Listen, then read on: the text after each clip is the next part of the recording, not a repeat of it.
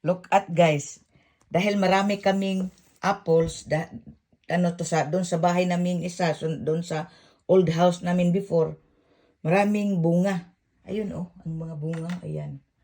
Tapos kinuha namin, kasi maano to pa-host na kasi kami dito, host na, pa-winter na, maano to, malaglag lang, masira. Kaya sinisave namin. So, ginawa naming apple cake. So, look at guys, oh. Look at, ako pong nag-bake nito. Ayan. Look at yung apple, oh. Look at the apple, oh. The apple, oh. Oh, diba? Oh, yung apple. Oh, sinahog ko sa ilalim. Ayan. Wow.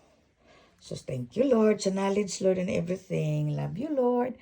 Ayan, oh, lami. Kaya siya ma-melt sa, ano natin, sa, yung pag kinain natin, tapos malasahan natin yung apple sa ilalim. Matamis, maasim na matamis. Ah, wow, ang sarap. Super healthy po ito. God bless everyone. Thank you, Lord.